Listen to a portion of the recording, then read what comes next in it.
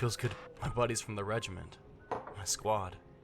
I'm gonna miss them during these days of leave, but it sure feels good to be home. The library. I love this room.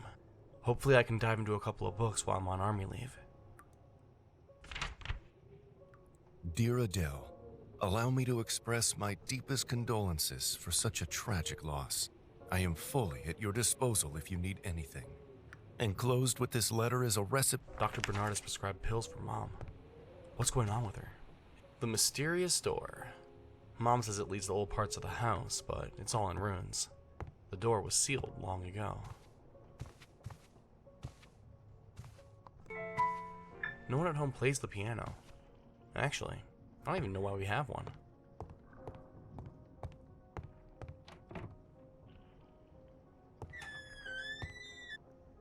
Neuromazing. Nervous. It doesn't sound like Mom's been very well while alone. She's probably asleep in her room. I better wait until she wakes up.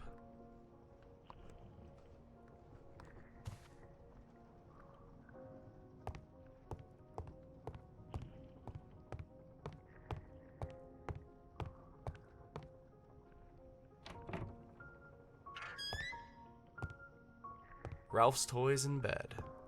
When I have time, I want to teach him a lot of tricks. Ralph? Where are you? Come here, boy. This is a lot of overdue bills. Why didn't Mom tell me to send her money if she needed it?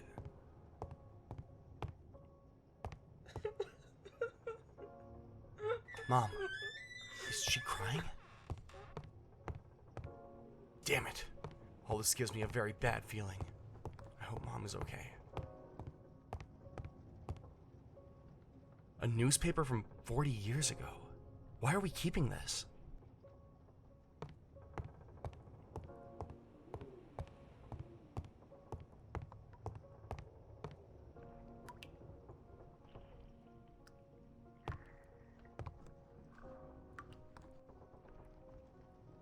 This key looks like my room key. This mirror is filthy. What's going on with Mom? It's not like her to let things get this messy. Mom must be resting. I'd better leave her alone until she wakes up.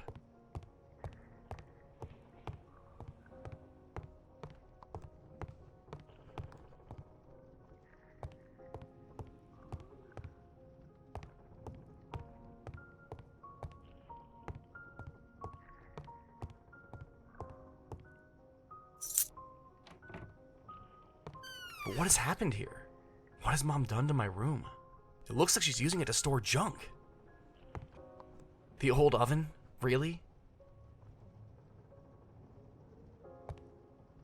Esther, my dear friend? Girlfriend? I guess we're something a bit complicated.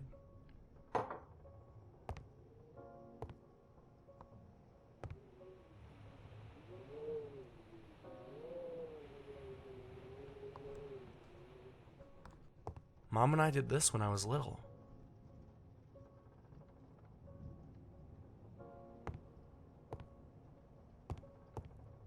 This is all very strange. I'm afraid that something has happened to Mom. I'd better go and see how she's doing.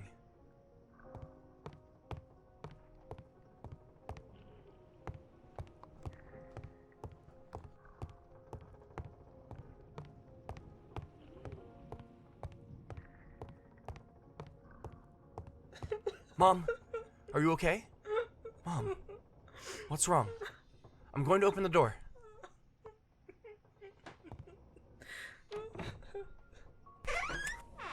I don't get it. There's nobody here. Official dispatch, command of the 3rd Brigade, 45th Regiment, November 1952.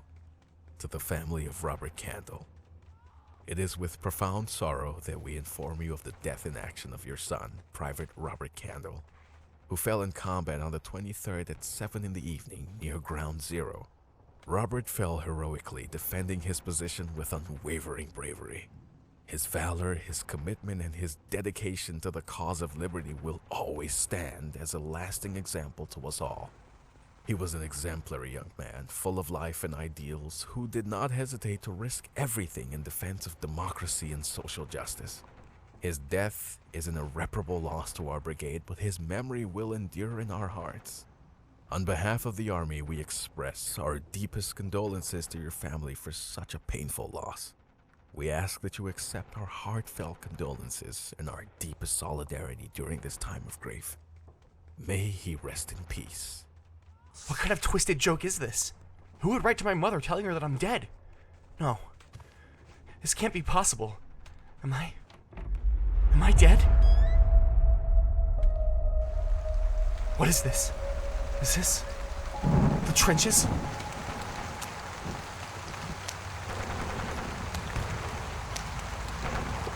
It's too late. He's dead.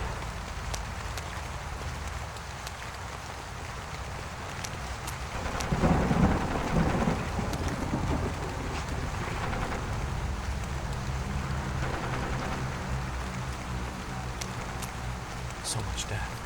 So much suffering. Why? What's the point? The tent couldn't withstand so much rain and mud. This letter looks like it was written by me. Dear Esther, I'm not sure if this letter looked... I think I remember.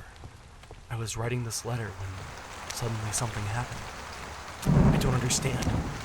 Is there no one here? Am I the last one here? There is someone there.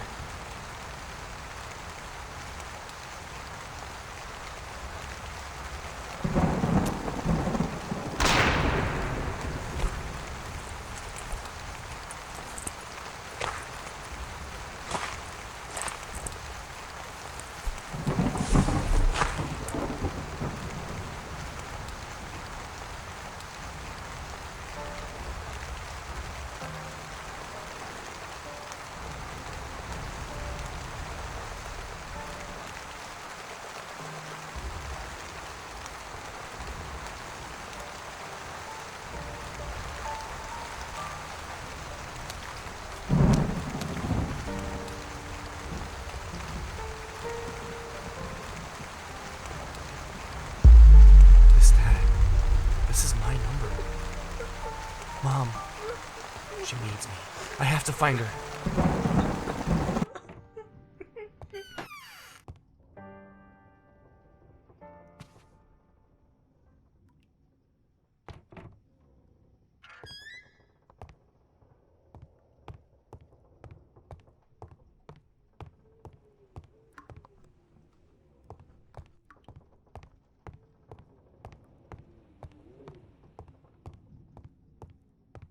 A bunch of stuff from the previous tenants of the house.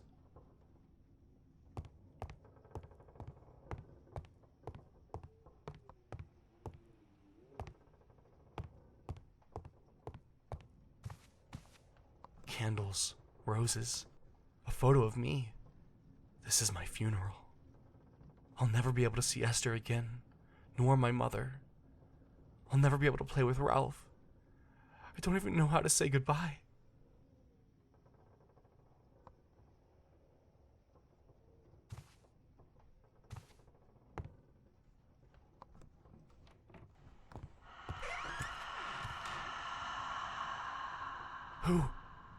Who are you? Wait, don't go away.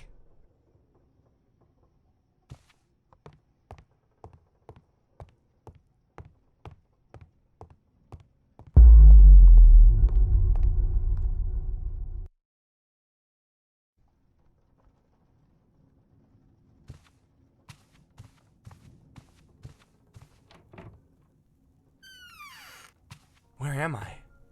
It seems like I'm at home, but everything's so different. Dear Mother.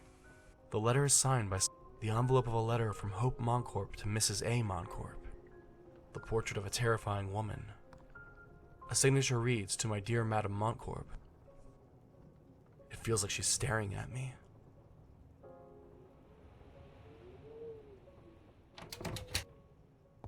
"1910? How is that possible? Am I in the past? What am I doing here?"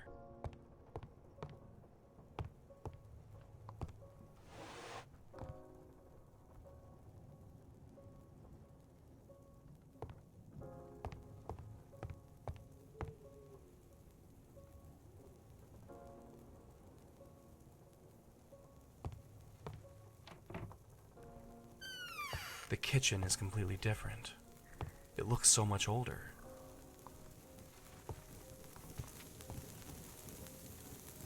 It looks like someone was about to burn this note. Dear Mrs. Moncourt, I'm writing to request that you settle the outstanding... Nothing interesting here. The drawer is stuck. I could try to open it with something to pry it. The pantry has very little food.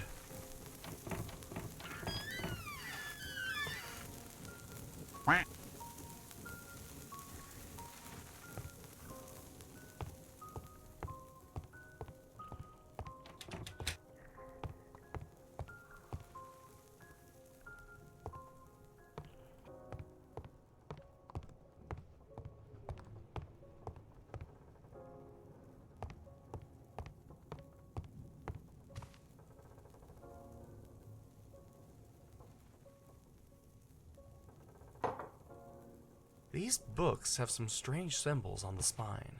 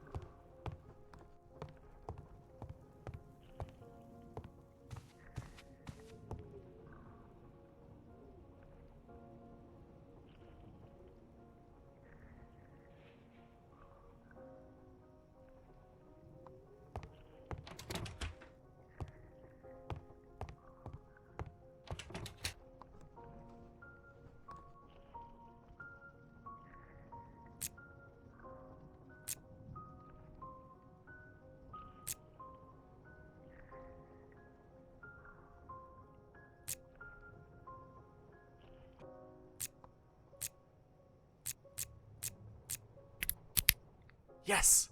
It's opened. Today, I wrote to my daughter in response to her letter. She seems to be completely unaware of the family ruin in which... It's a book about the zodiac signs. It looks like a letter about to be sent. Mrs. Moncorb. It's the same piano from my house. So it was already in the house when my parents bought it? A key. What should it open?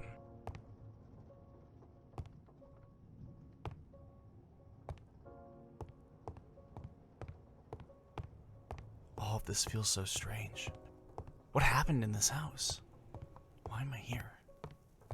The woman, did she make me come here? Why? I need to understand. I need answers.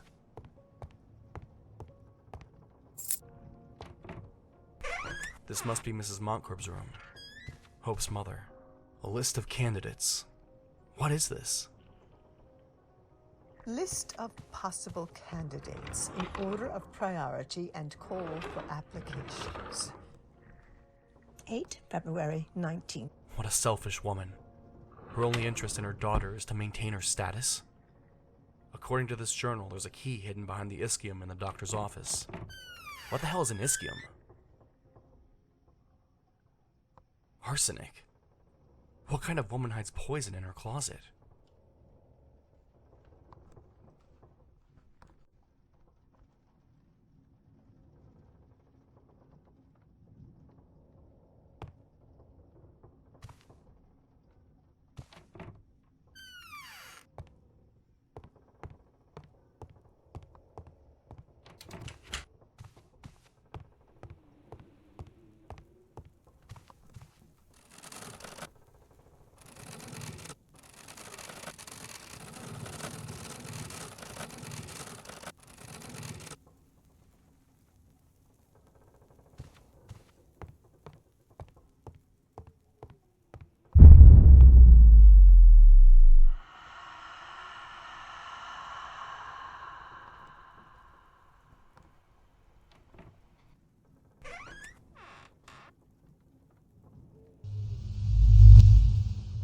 I think she wants me to follow her. Where did she go? This is part of my house that was in ruins. So it was some kind of doctor's office. I wonder what happened.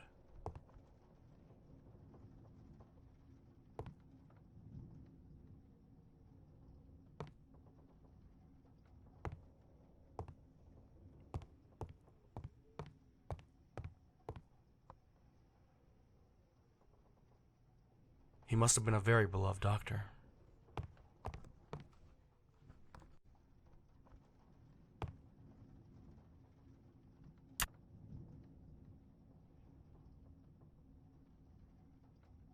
This painting is beautiful.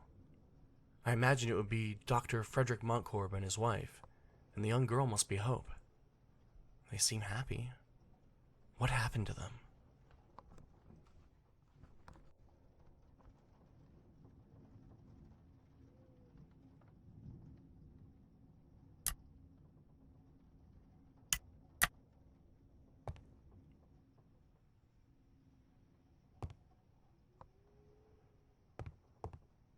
Quite a collection. There are drugs here to stun a regiment. Oh, so this is an ischium.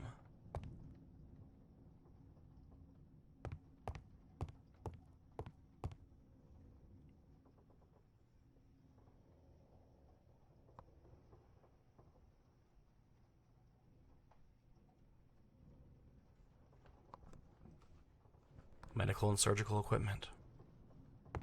Before, doctors used to perform surgeries in their own offices.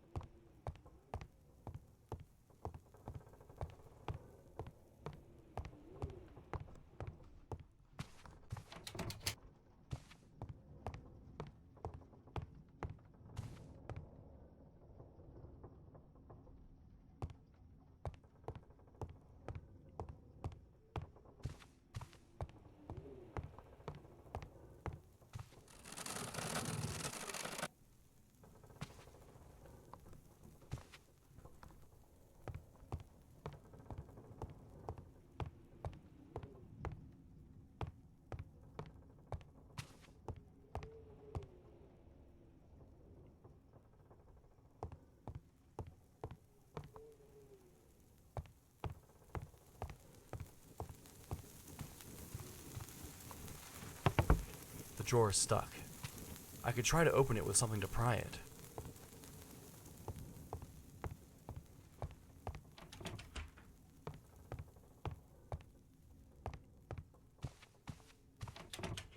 The door is locked. I can't go back. I'm trapped in here?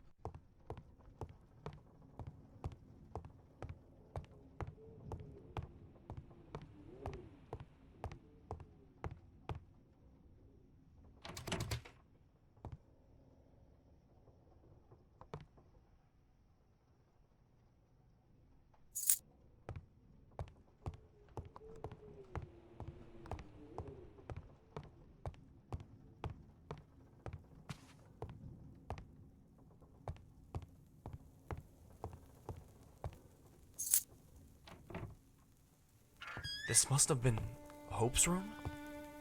It looks like someone deliberately smashed this mirror. It looks like a couple in love. Someone has slashed their faces.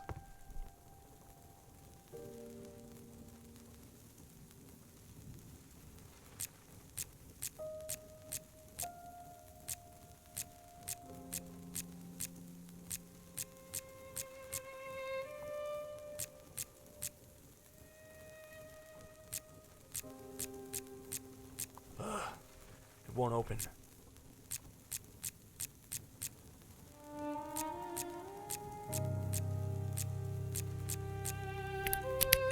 Yes! It's opened.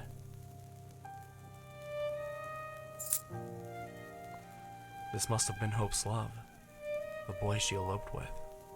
The one she married and shortly after died of illness. He looks young. I suppose they both were.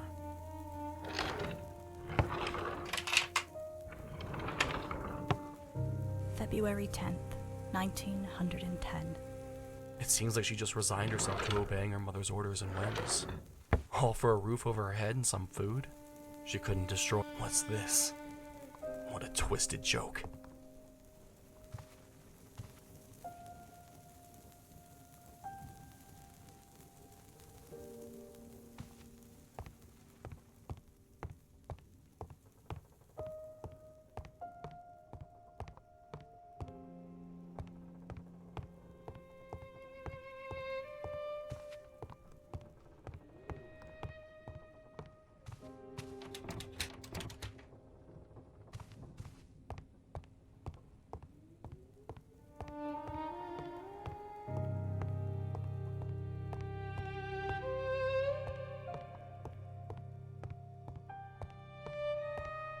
Wait, this fireplace was lit before.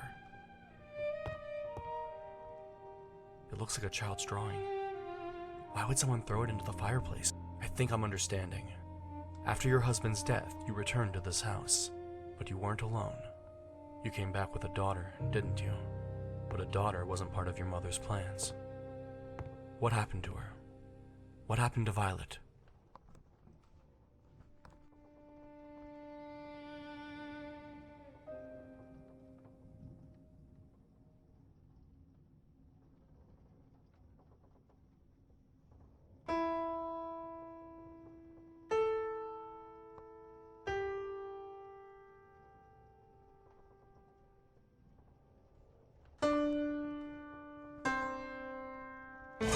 Something strange just sounded on the piano.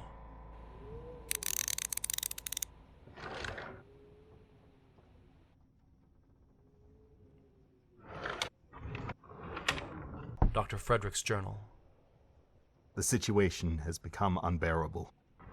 My wife's condition is... Damn fool! Not even on your deathbed could you confess what this note is. I know you are hiding something for Hope. Even if you don't confess, dead or not, sooner or later I will find out.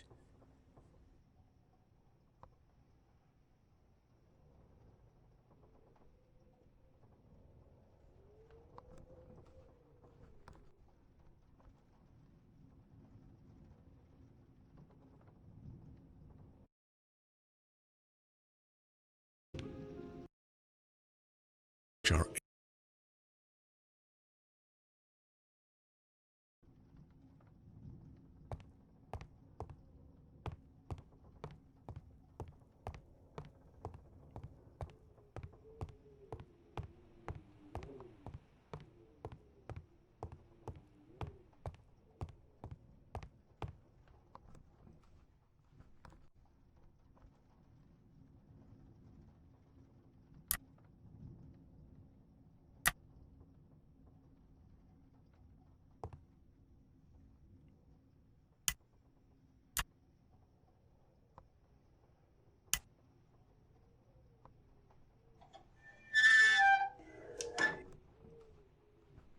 There's a secret room behind the fireplace.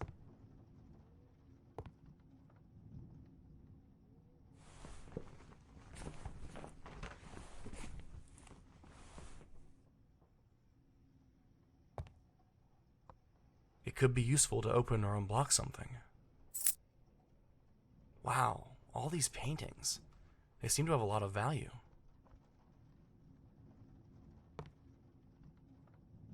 Dear Hope, I knew you would find my secret. Sooner or later, your... Was this the inheritance that the father left for Hope? It's really sad, but it seems like Hope never got to find it.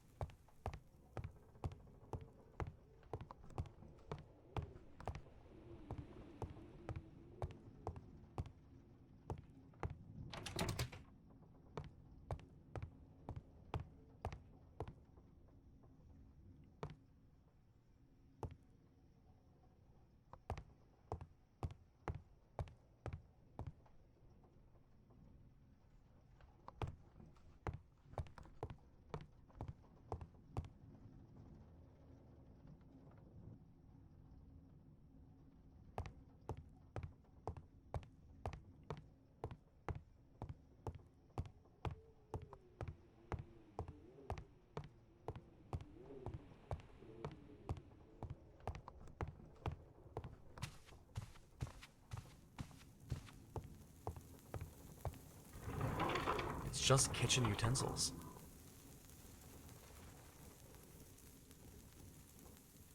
Is it a medical prescription? No. It seems like some kind of clue.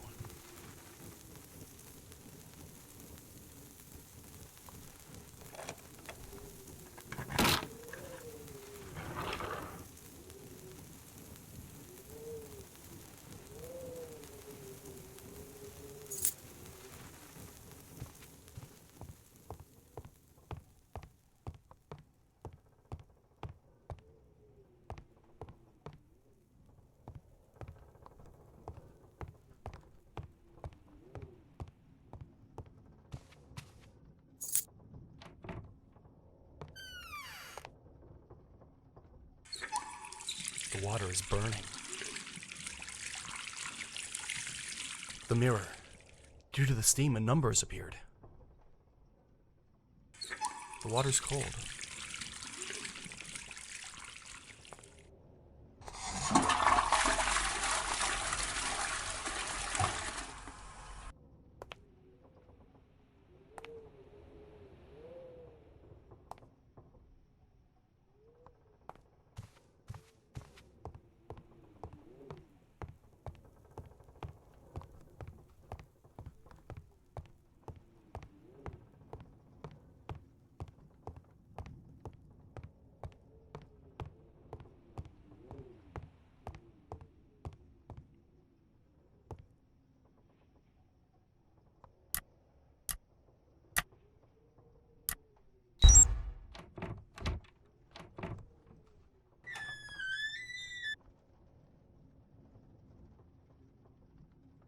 medical record destroyed.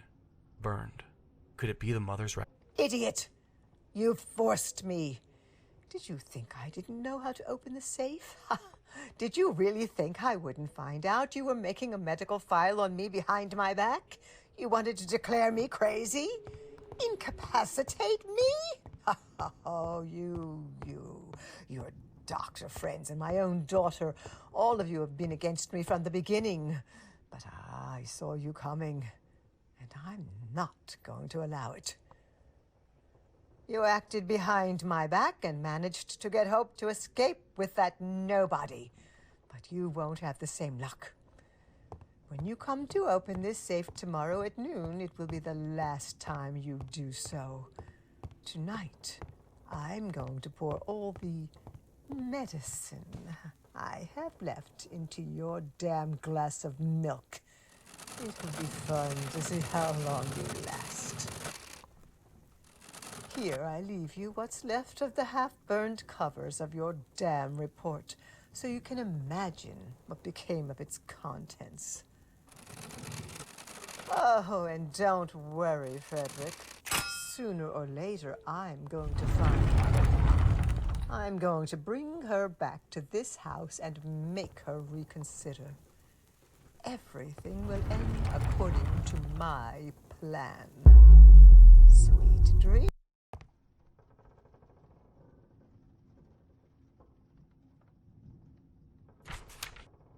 Remember, you may only go upstairs on Thursdays between 3 and 5 in the afternoon. I will take care of the problem. If you disobey, you and your mistake will be out on the street immediately. Did she lock the girl in the attic? From the very beginning, her mother's plan was to deny Violet's existence. She wanted the men courting Hope to believe she was a single childless. Violet's hidden room, where Madame Montcorp kept her hidden. She was very young, but she had realized. She knew she was. It seemed like she liked to paint. Not like she could do much. Madame Montcorp, her grandmother, giving her the medicine. It seems Madame Montcorp was the only one bringing her food. The girl was afraid of her. She used to hide under the bed. She drew her father in an eternal spring. The girl fell ill. Her mother was very worried. Violet and Hope, beneath the stars of the attic.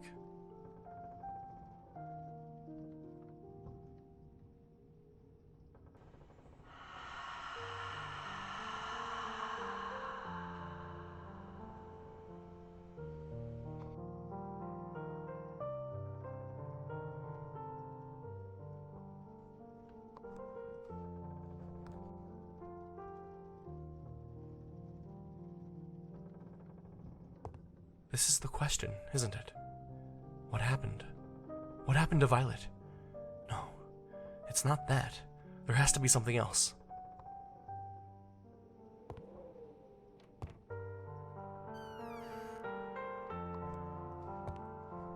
A teddy bear on the bed. Violet's favorite toy, perhaps? Is this some sort of improvised cage? Madame Montcorp must have put the girl in here when she didn't do what she wanted. At least she had toys, although she must have felt very lonely away from her mother. It's Hope's diary.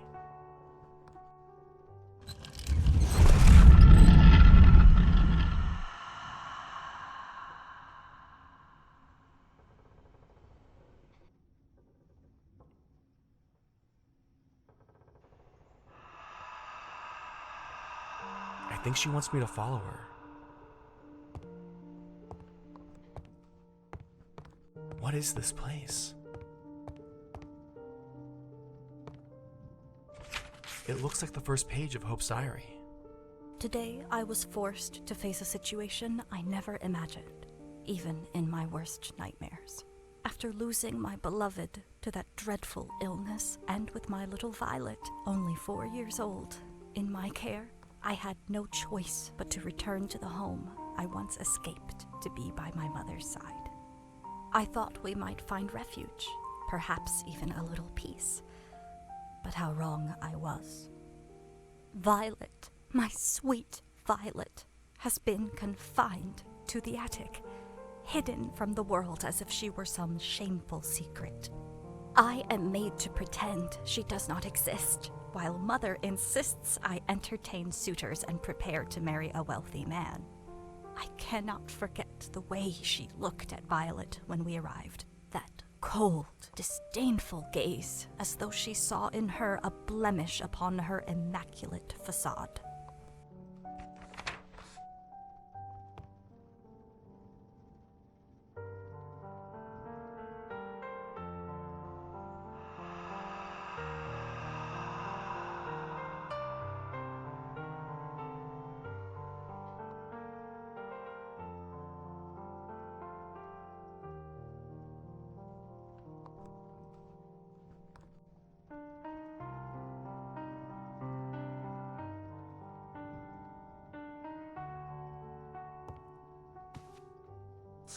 Mr. Sanen Burgess Goy, heir to the Grand Duke of Burgess Goy and a 25-year-old bachelor, was my first suitor. His conversation was a tiresome monologue of self-praise, filled with tales of his lavish lifestyle and the endless luxuries afforded by his family's wealth. His arrogance was unbearable. He treated everyone around him as mere subordinates, unworthy of his attention.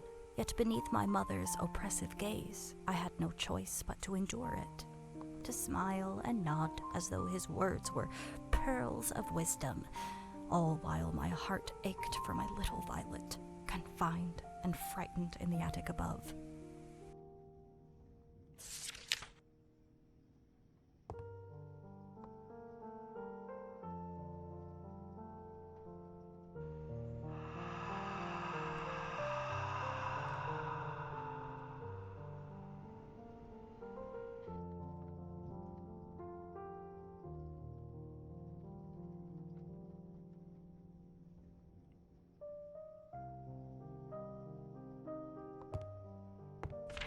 My visitor this afternoon is Mr. Norman de Salle, a 30-year-old bachelor and the Earl of Richelieu.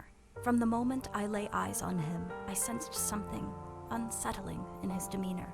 His gestures are sibylline, his eyes constantly shifting as if harboring secrets. Rumors have been swirling recently about his close friendship with a young male dancer from the opera theater.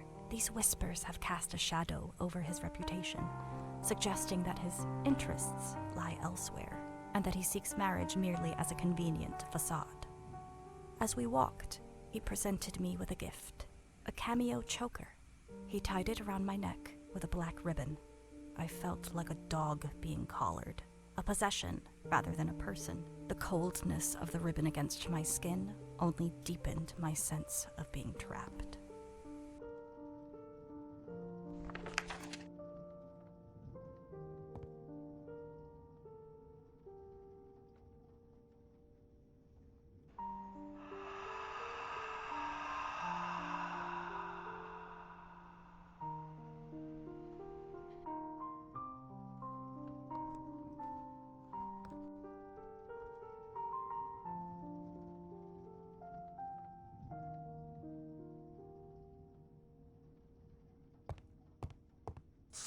Annabal Dearson River, a widower and colonel in the army, appeared in full uniform, his chest adorned with medals, and greeted me with a stiff military salute. His demeanor was arrogant and menacing, a man clearly reveling in his own self-importance. He spoke incessantly about his military exploits. The stories he shared were not of heroism, but of ruthless decisions and cold-blooded strategies, painting a picture of a man devoid of compassion. His reputation precedes him. Whispers among the townsfolk speak of dark deeds committed during the war. His eyes, shifty and evasive, betray a man haunted by his own actions.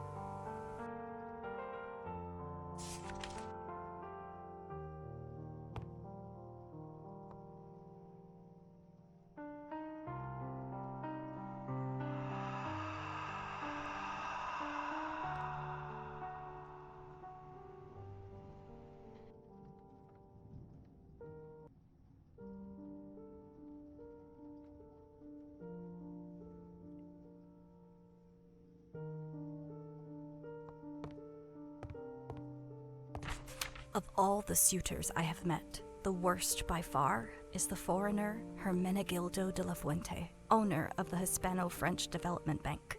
He arrived at our meeting completely drunk, his breath reeking of alcohol, and insisted that I accompany him to a bar where he was well known. The experience was utterly repulsive. Rumors swirl about his involvement in illegal alcohol trade and prostitution rings. His bank is said to be a front for laundering the profits from these illicit activities.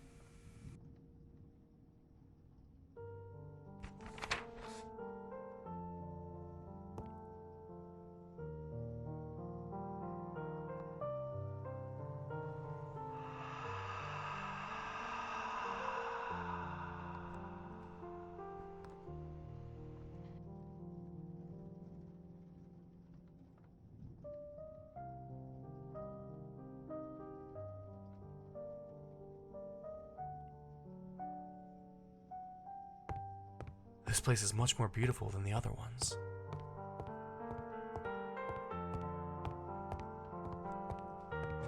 Today heralded a pivotal shift in my fortunes. A young, polished gentleman graced my doorstep, Edmund Garrick, scion of the Marquis of Fonsalva.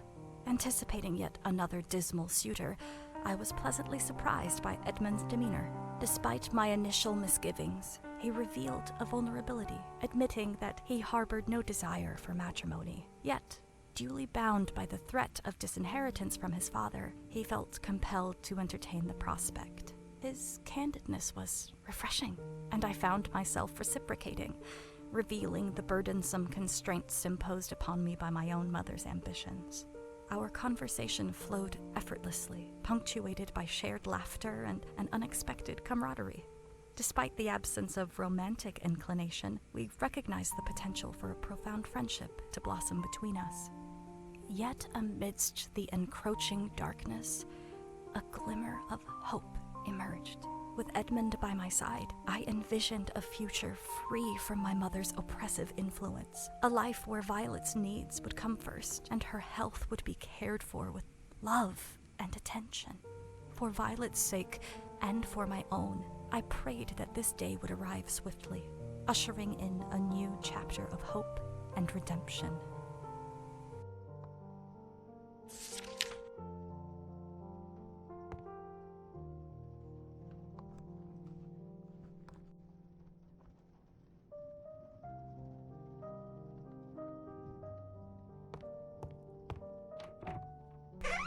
Is this Hope's room? It's completely renovated. Dear Hope, first and foremost, I wish to express my most fervent desire to once again enjoy a magnificent afternoon in your company. Even now, I smile as I recall our conversation and your warmth, which has been a true balm amidst the troubles I mentioned with my father. As we agreed, I shall come tomorrow to ask for your hand, and we will carry out this delightful farce, joyful in the knowledge that our troubles will end with this act. You will have your mother's blessing, and I my father's fortune. Though, if I may be honest, what I cherish most from all that has happened these days is being able to count on your friendship. I am certain the future will bring us many moments of delightful amusement and peace. I must also confess that I am frankly curious about the secret you intended to share before your mother appeared, and you told me you needed help. Don't worry. I'm sure that when we meet again, we'll talk at length about whatever is troubling you and find a solution. As for our immediate plans, I suggest we let the waters settle, and then decide how best to face this unusual and rather unorthodox agreement between a lady like you and a bit of a madcap like me. With all my respect and affection, Edmund Garrick. At the end, Edmund asked for your hand. Did you get married? What happened with Violet?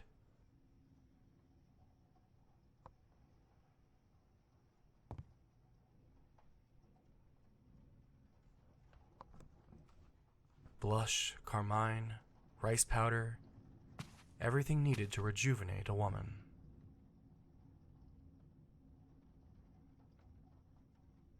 Oriental woods. It seems like a luxury perfume. It smells a bit like sandalwood. Madame Montcorp spared no expense. But judging by the type of clothing, it feels like the mother intended for her daughter to seduce rather than to fall in love.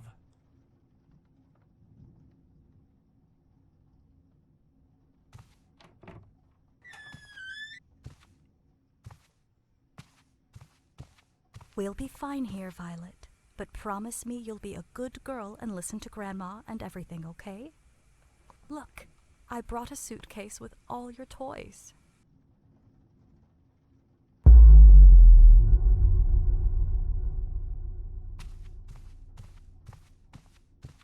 Oh, sweetheart, I'm so sorry. I know you don't like being locked in here. Look, I've put stars on the ceiling. From here, they'll look better than from the garden, don't you think? Violet, don't cry. Please don't cry. I'll be back next Thursday. I love you.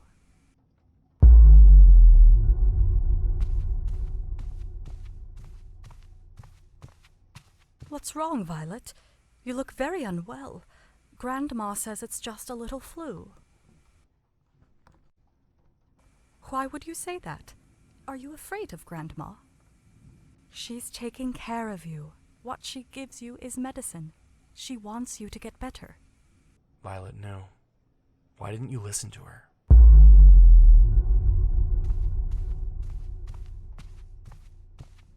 Did you see me from the window, walking with a man? His name is Edmund, and if everything goes as I hope, we'll be living with him soon, and we'll be together again, and things will go back to... You really thought it would all end in a happy ending, didn't you?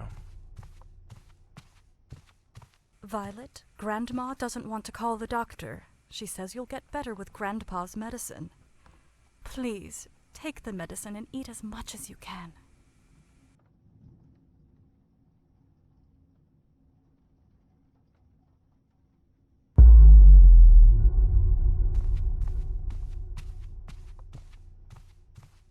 Violet's bed is empty.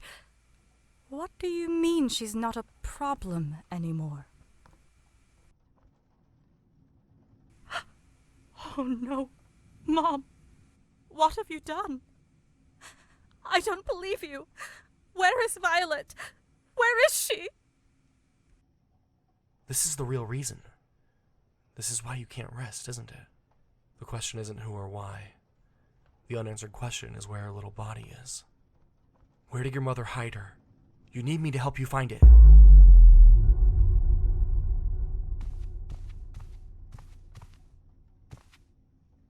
No one ever knew about my little one's existence. Violet was a victim of my naivete and desperation. I knew this would haunt me forever. Consumed by despair and sorrow, I could only see one way out. Oh no. What did you do, Hope?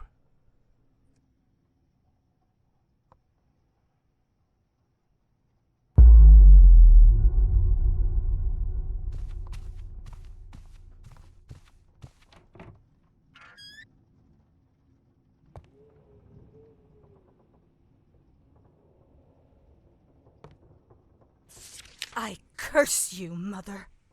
I have sent a copy of this letter to Edmund.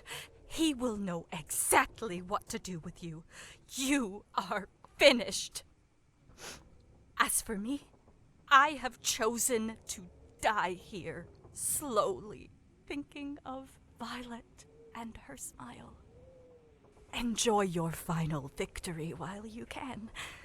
You have denied me my daughter, even in death. I can imagine no greater cruelty. My only solace is knowing that with my death, your plan will never come to fruition.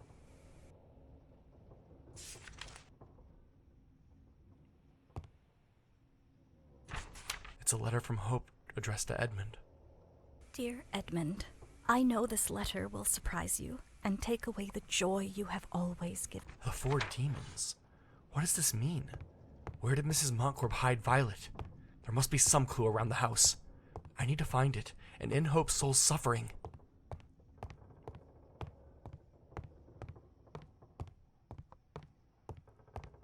What is this place?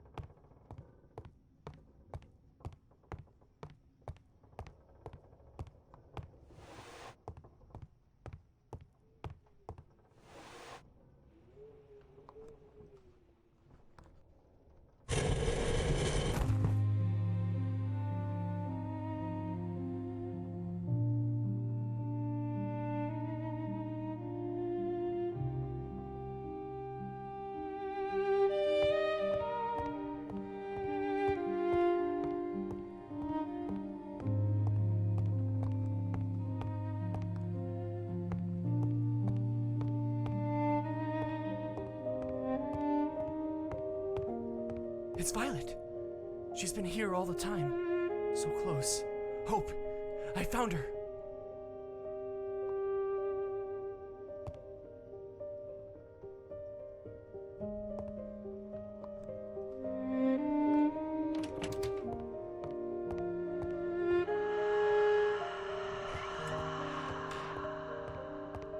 I recognize this place. It's the cemetery.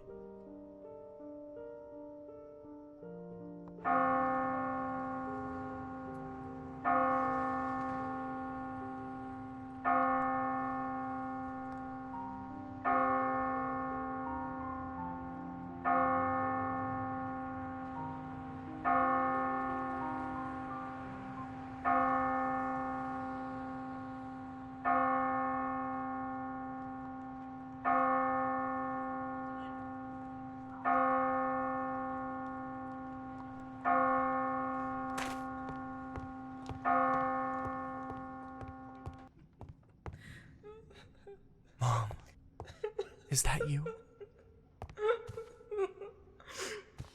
hear you crying. Please, don't be sad. The pain you feel now is part of the love you felt for me. Part of the years of happiness we shared together.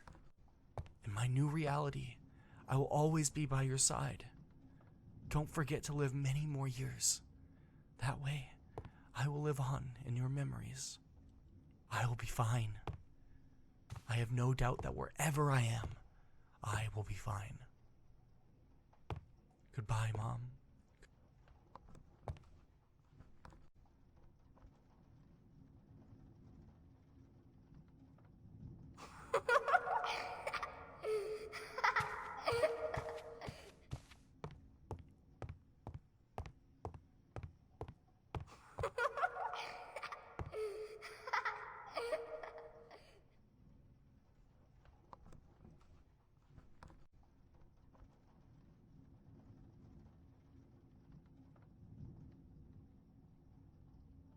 Oh, Hope. I'm so glad you found your daughter. Now you can be together. Rest in peace.